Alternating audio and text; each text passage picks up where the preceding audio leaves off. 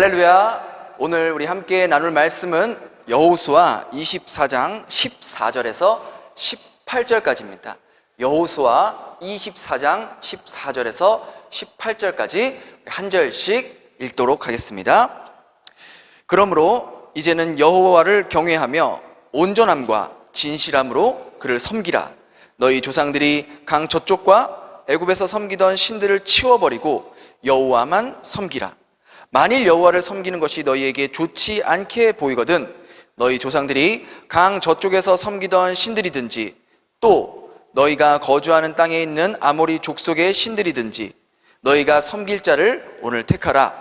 오직 나와 내 집은 여호와를 섬기겠노라 하니 백성이 대답하여 이르되 우리가 결단코 여호와를 버리고 다른 신들을 섬기기를 하지 아니하오리니 이는 우리 하나님 여호와께서 친히 우리와 우리 조상들을 인도하여 애굽 땅 종되었던 집에서 올라오게 하시고 우리 목전에서 그 큰 이적들을 행하시고 우리가 행한 모든 길과 우리가 지나온 모든 백성들 중에서 우리를 보호하셨음이며 여호와께서 또 모든 백성들과 이 땅에 거주하던 아모리 족속들을 우리 앞에서 쫓아내셨음이라.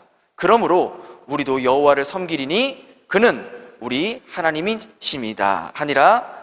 아멘. 2023년 새해가 밝았고 또 일주일이 지났습니다. 새해에는 많은 사람들이 결심과 결단들을 하게 됩니다. 그래서 어떤 분은 올해는 꼭 다이어트에 성공해야지 하고 결심하는 분들도 있고, 어떤 분은 올해는 꼭 내가 다시 한번 포기했었던 베트남어를 배워봐야지 라고 결심하기도 하고요. 또 어떤 분은 그래 내가 올해는 꼭 성경을 일독해보자 라고 결심한 분도 계실 겁니다. 어떤 분들은 올해는 내가 꼭 술을 끊어봐야겠다, 담배를 끊어봐야겠다 라고 결심하는 분들도 계시죠. 그런데 그런 결심과 다짐은 많이 하는데 정작 실제로 그것을 완성하는 사람은 많다 적다? 적다라는 것이죠. 예전에 이 흘러간 가요 중에 많은 사람들에게 사랑을 받았던 노래가 있었는데 그 노래의 제목은 인생은 미완성이라는 그러한 이진관 씨의 노래가 있어요. 여러분들도 아마 많이 불러보셨을 겁니다. 인생은 미완성 그리다 많은 그림 그래도 우리는 아름답게 그려야 해, 이런 노래였죠. 저는 이분의 이 노래를 들으면서 야, 참 인생에 대한 통찰력이 있다. 인생은 미완성 그리다 많은 그림 그래도 우리는 아름답게 그려야 해. 이 가사처럼요, 인생이라는 그림을 그리기 시작하는데 그 그림을 다 그리지 못하고 미완성으로 붓을 내려놓는 경우들이 참 많다라는 것이죠. 인생이라는 여정은요, 한 폭의 그림을 그리는 것과 같아요. 하얀 도화지 그림 위에 거기다가 인생이라는 그림을 그려내는 것이죠. 그런데 많은 사람들이요, 이 인생이라는 그림을 그릴 때 전체 스케치를 생각하지 않은 채 그저 붓이 있으니까 생각나는 대로 그림을 그리는 경우가 많다는 것입니다. 그러다 보면은 자신이 뭔가 많이 그리기는 그렸는데 뒤돌아보면은 도대체 뭘 그렸는지 알 수 없을 정도로 졸작이 되는 경우들이 종종 있다는 것입니다. 그럼 어떻게 해야 한 번밖에 그릴 수 없는 이 인생이라는 도화지에 가장 아름다운 그림을 그려낼 수 있을까요? 그것은 내 힘으로 인생을 그리려 하지 말고 우리 인생의 전체 스케치를 알고 계신 누구와 함께? 그렇죠, 바로 하나님과 함께 인생의 그림을 그려나가야 한다는 것입니다. 하나님과 함께 인생을 그려나갈 때만이 그 인생의 그림은 진정한 의미를 되찾게 되고 나에게 가장 잘 어울리는 명작이 나오게 되기 때문입니다. 그렇다면 하나님과 함께 이 인생의 명작을 그리기 위해서 우리에게 필요한 것은 무엇인지 오늘 본문을 통해서 살펴보려고 합니다. 첫 번째는 내가 가지고 있는 이 인생의 붓을 하나님께 내어드려야 하는 것이죠. 오늘 본문에 여호수아가 죽기 전에 백성들에게 이렇게 이야기했어요. 우리 14절 한번 같이 읽도록 하겠습니다. 시작. 그러므로 이제는 여호와를 경외하며 온전함과 진실함으로 그를 섬기라. 너희의 조상들이 강 저쪽과 애굽에서 섬기던 신들을 치워버리고 여호와만 섬기라. 아멘. 우리가 끝까지 다 읽진 않았지만 14절에서 28절까지 보면은요, 총 15구절에서 섬기다라는 단어가 무려 13번이나 나옵니다. 여호수아가 하나님을 섬기는 것이 얼마나 중요하다고 느꼈으면은 이 짧은 구절에 거의 한 구절에 한 번씩 섬기다라는 단어를 사용했겠냐라는 것이죠. 그런데 이렇게 하나님을 섬기는 것을 중요하게 여기고 계속해서 강조했는데, 정작 하나님을 섬긴다라는 것이 무엇을 의미하는 건지, 보이지 않는 하나님을 어떻게 섬겨야 하는 것인가? 여기서 우리가 이 섬기다라는 단어를 히브리어로 원어로 보면은 그 해답을 얻을 수가 있는데요, 원래 이 섬기다라는 원어의 뜻은 바로 순종하다, 그리고 복종하다라는 의미를 가지고 있습니다. 즉, 보이지 않는 하나님을 섬긴다라는 말은 하나님의 말씀에 순종하고 복종하며 살아가는 삶을 말하는 것이죠. 그러하기에 여호수아는 그 무엇보다 하나님의 말씀을 기억하고 가슴에 새기고 그 말씀에 순종하며 살아가라고 백성들에게 당부했던 것이죠. 내 삶의 선택의 기준이 나 스스로가 아니라 바로 하나님의 말씀이 내 선택과 내 삶의 결정의 기준이 되는 삶을 살아야 한다는 것입니다. 그림을 잘 못 그리는 저 같은 사람들은요, 그림을 그릴 때 도화지에 우선 일단 되는 대로 아무거나 그리고 맙니다. 근데 우리가 인생을 살아갈 때, 인생이라는 그림을 그릴 때 그렇게 인생을 그려나갈 때가 너무나도 많다는 것이죠. 인생이라는 이 스케치 도화지 위에 무엇을 그려야 할지 먼저 생각하지 않은 채 아무렇게나 살아가며 그저 되는 대로 그려가는 경우들이 너무나 많은 거예요. 근데 그런 그림들은 정작 나중에 돌아보고 나면 도대체 뭘 그렸는지 알 수 없는 그림이 될 경우가 너무나도 많다는 것이죠. 그러나 정말 능숙한 화가는요, 자신이 그 도화지에 그림을 그리기 전에 먼저 머릿속에 뭘 그려야 할지 이미 스케치를 다 해놓는 것이죠. 그리고 나서 머릿속에 그린 그 그림을 이제 도화지 위에 그려낸다는 것입니다. 이것이 바로 명작을 그려내는 화가와 일반인들의 차이라는 것입니다. 그런데요, 우리의 인생도 이와 같다는 거예요. 하나님께서 우리를 직접 창조하셨고 한 사람 한 사람을 위해서 인생의 명작들을 그리기를 원하세요. 그러하기에 그분께 우리가 인생의 붓을 넘겨드릴 때 그분은 우리 인생의 가장 훌륭한 화가가 되셔서 우리 인생의 최고의 명작을 그려 나갈 수 있다는 것이죠. 그럼 하나님께 인생의 붓을 넘겨드린다는 것은 뭘 의미할까요? 그것은 바로 모든 면에서 주님께 삶을 맡기는 것, 바로 그것을 의미하는 겁니다.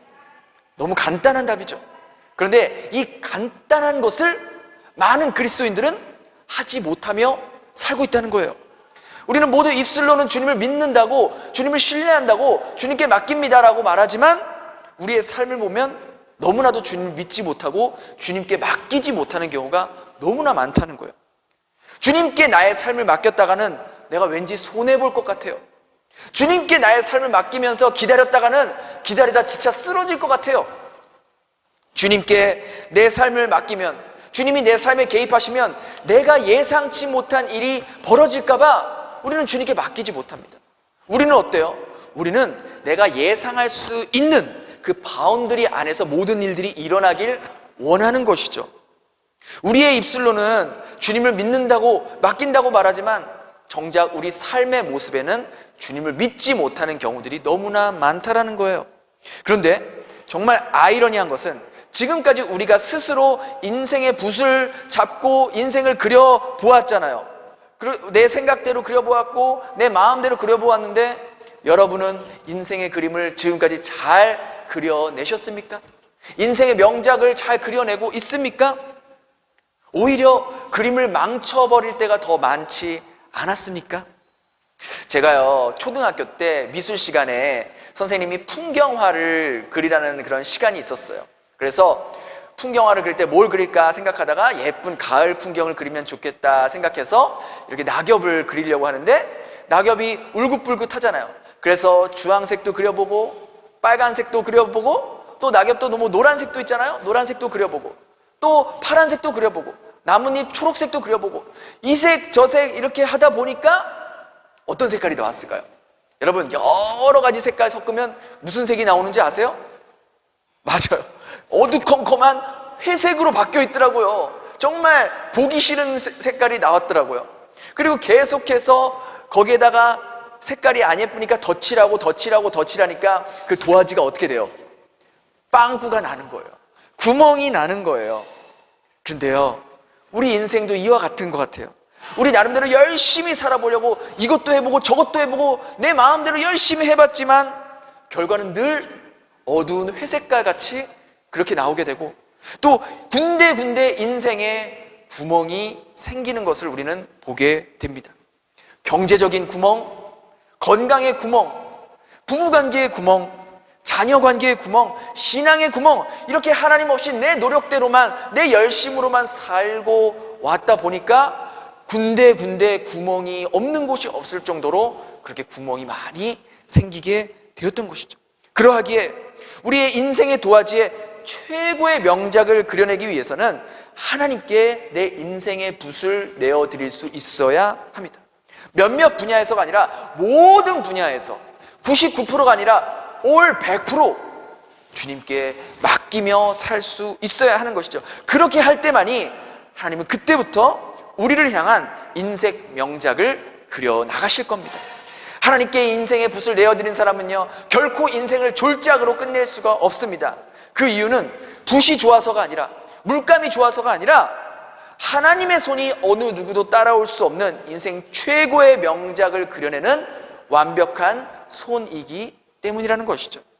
하나님을 어떻게 신뢰해야 하는지 우리 예수님이 어린아이의 비유로 쉽게 말씀하셨어요. 우리 마태복음 18장 3절 4절 함께 같이 읽겠습니다. 시작.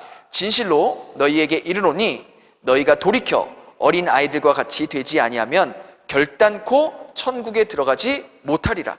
그러므로 누구든지 이 어린아이 같이 자기를 낮추는 사람이 천국에서 큰 자니라. 아멘. 여러분, 어린아이의 특징이 뭐예요? 다른 사람들의 말을 쉽게 믿어요. 부모님의 말을 쉽게 믿고요, 선생님의 말을 쉽게 믿고요, 친구들의 말을 쉽게 믿어요. 심지어 모르는 사람의 말까지 너무나도 쉽게 믿어서 우리가 아이들에게 주의를 주잖아요. 그죠? 그러니까 아이들의 특징은 의심하지 않아요. 그 결과 어린아이들에게 어떤 보상이 따라옵니까? 그 보상이 뭐예요? 아이는 스스로 걱정하지 않아도 모든 것을 공급받는다는 것이죠. 아, 내일 유치원비가 없는데, 유치원비 납부해야 되는데 어떡하지? 걱정이다. 이번 달 우리 집 렌트비를 내야 되는데 돈이 없는데 어떡하지? 아, 부모님 사업을 보니까 제대로 안 되는 것 같아. 더 이상 베트남에 살 수 없을 것 같아. 어떡하지? 여러분 자녀들이, 어린아이들이 이런 걱정해요, 안 해요? 당연히 안 하죠. 아이들의 특징이 뭐예요? 내일 일은 난 몰라요. 내일 일은 난 몰라요. 아무 걱정도 없고 아무 염려하지 않아요. 아이들은요, 그저 오늘 하루 주어진 시간을 어떻게 즐겁게, 어떻게 기쁘게, 어떻게 재미있게 보내냐, 이것이 바로 아이들의 특징이라는 것이죠.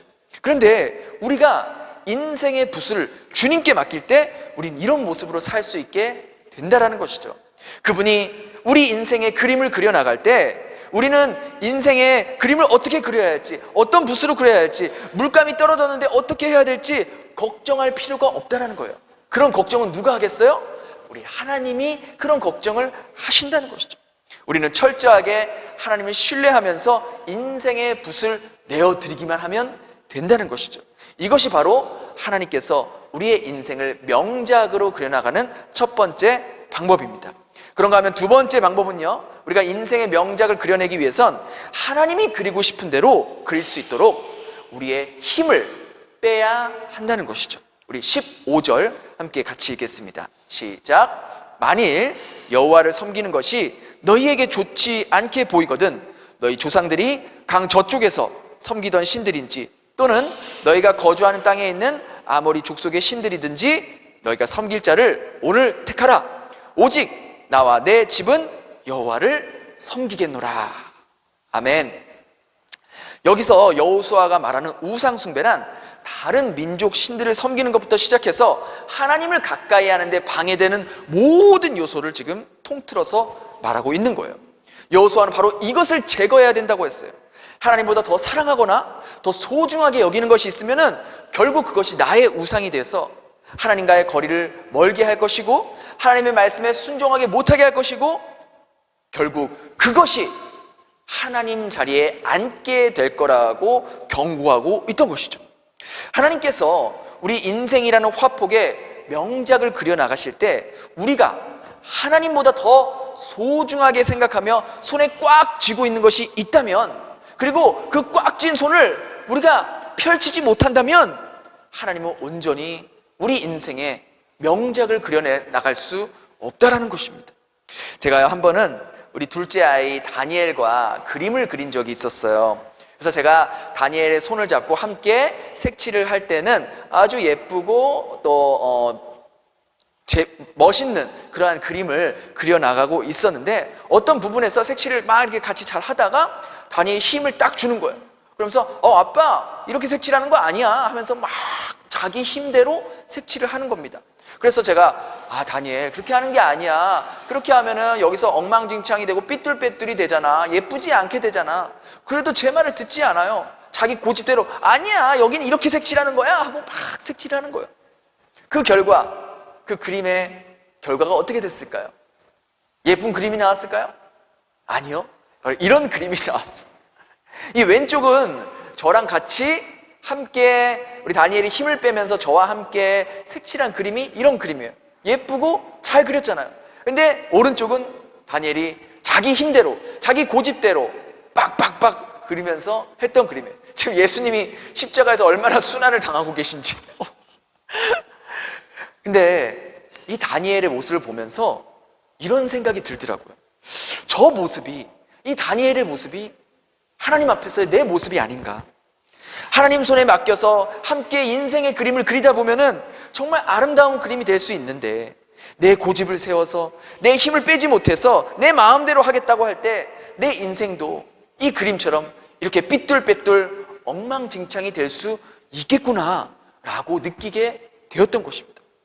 하나님을 내 삶의 가장 우선순위에 놓게 되면 우리 인생의 힘을 뺄 수가 있어요. 왜냐? 내 힘이 아니라 주님의 힘으로 가장 완벽한 그림을 그릴 수 있다는 믿음이 생기기 때문이에요. 그러나 우리 삶의 우선순위에 하나님이 아닌 다른 것이 놓여져 있을 때 하나님의 말씀대로 그리지 못하고 내 고집, 내 마음대로, 내 생각대로 인생의 그림을 그리기 위해서 힘이 들어간다는 거예요. 그렇게 되면 원래 하나님께서 의도하셨던 대로 그리지 못하고 자기가 잘 그렸다고 생각하지만 그림을 다시 보았을 때 도대체 무슨 그림을 그렸는지 알 수 없게 된다는 것이죠. 우리는요, 우리 인생에 자주 그리고 쉽게 우리의 우선순위로 올라가게 하는 것이 무엇인지 아십니까? 돈입니까? 명예입니까? 여러분의 자녀입니까? 이런 것들도 있지만 가장 쉽게 하나님 자리에 앉게 되는 것이 있는데, 그것이 바로 나라는 자아입니다. 나라는 자아가 불쑥불쑥 하나님 자리에 들어와 앉게 되어서 내 인생의 그림을 엉망으로 만들 때가 너무나도 많다는 것이죠. 내 자아가 살아있는 상태에서는요, 하나님께서 우리의 인생의 그림을 명작으로 만들어가질 못하는 거예요. 마치 제가 다니엘과 즐겁게 그림을 그릴 때는 아름다운 그림이 되었지만, 다니엘이 자기 멋대로, 자기 힘대로, 자기 마음대로 그리려고 했을 때에 이렇게 그림이 엉망이 되는 것처럼 말이죠. 반면에 하나님께서 내 인생이라는 화폭에 어떤 물감이 필요하고, 언제 연하게 색칠해야 되고 언제 진하게 색칠해야 되고, 이러한 모든 타이밍과 내 인생 그림의 전체 스케치를 알고 계신 그 주님께 내가 인생의 붓을 내어드리고 내 힘을 뺄 때 주님께서 가장 아름다운 인생 명작을 그려 나가실 수가 있다는 겁니다. 혹시 여러분들 중에는요, 내 인생 그림 이제 망쳤어, 내 이번 생은 안 된 것 같아, 긁는 것 같아, 내 인생의 도화지는 너무나 빵꾸가 많이 났어, 회복할 수가 없어, 내 경제적인 그림은 다 빵꾸투성이야, 사업의 이 그림도 다 망쳐버렸어, 부부 관계의 그림도 더 이상 회복할 수가 없어. 사람들과의 관계에서도 엉망진창이 돼버렸어. 이렇게 생각할 수도 있어요. 내 인생의 그림은 아무리 하나님이라도 너무나도 이미 망쳐져 버렸기에 더 이상 회복할 수가 없어 라고 생각하는 분이 계신다면, 그것은 전능하신 하나님을 무능한 하나님으로 여기는 태도가 아닐 수 없다는 것이죠. 아무리 우리의 실수로 망쳐놓은 그림일지라도 그 인생의 붓이 하나님 손에 맡겨지기만 한다면, 다시금 내 인생의 그 힘을 빼고 하나님께 맡긴다면 우리 인생을 하나님은 졸작에서 명작으로 변화시킬 수 있는 전능하신 하나님이라는 것을 여러분 기억하시기 바랍니다. 명작을 만드는 것은요, 어떤 붓을 사용했느냐, 어떤 물감을 사용했느냐가 아니라 누가 그 붓을 잡고 있느냐, 누가 그림을 그리느냐에 따라 결정된다라는 것입니다. 한 젊은 청년이 있었습니다. 10대 시절에 그는 미래가 유명한 아주 훌륭한 축구 선수였죠. 그가 강원도에서 살다가 이제 고등학교, 축구 명문 고등학교인 서울 경신고에 입학하게 됩니다. 그는 축구 스타를 꿈꾸면서 날마다 열심히 연습했어요. 그런데 1991년 8월 그의 인생 그림은 전혀 상상하지 못한 어두캄캄한 곳으로 빨려 들어가게 됩니다.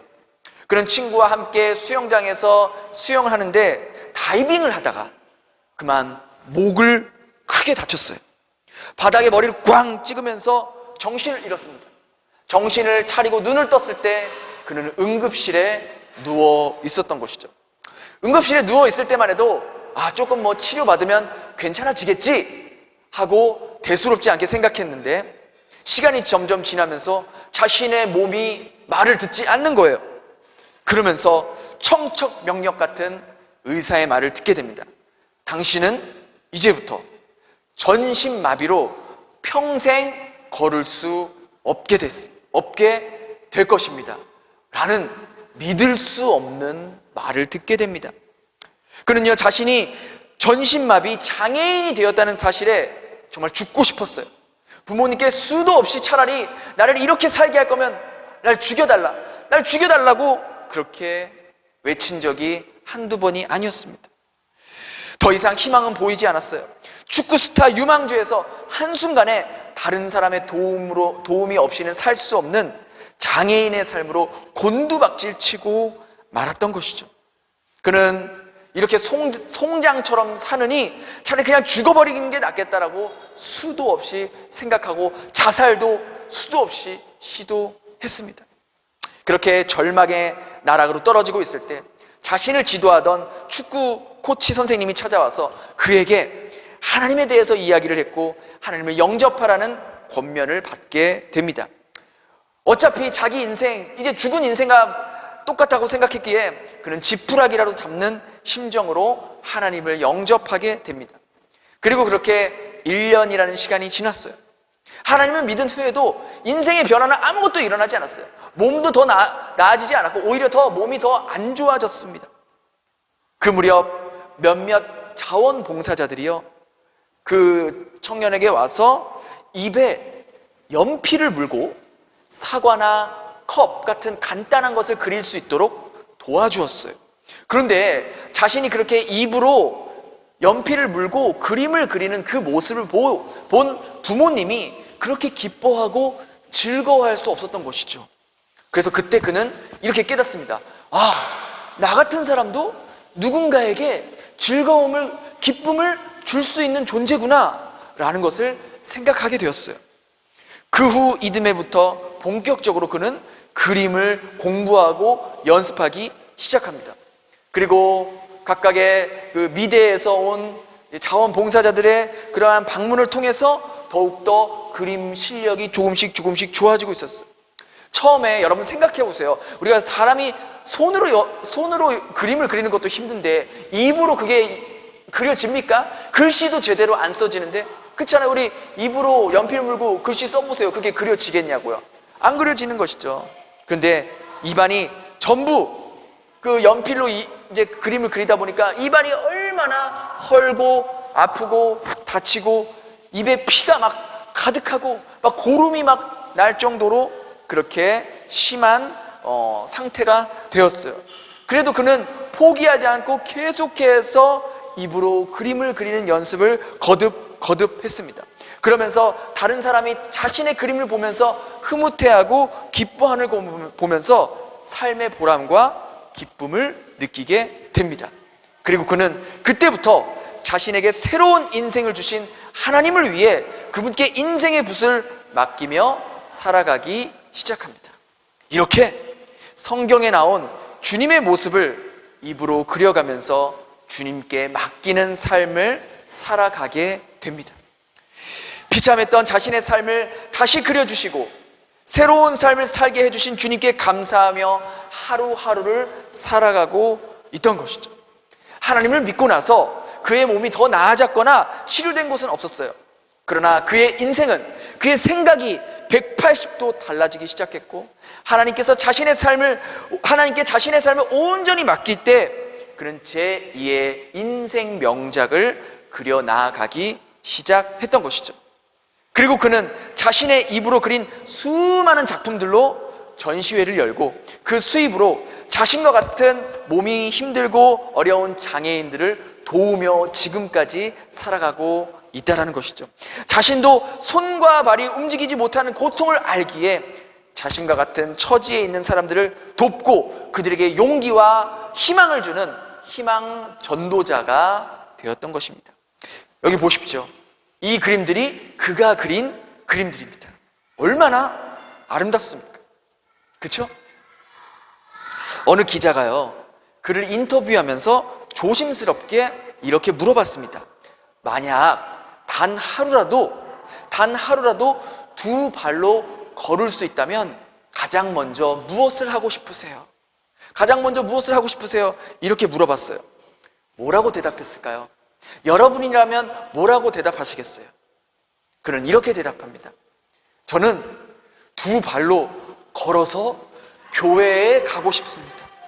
두 발로 걸어서 교회에 가고 싶습니다라고 고백했던 것이죠. 여러분은 어떻습니까? 우리에게는 멀쩡한 두 손과 두 발이 있지 않습니까?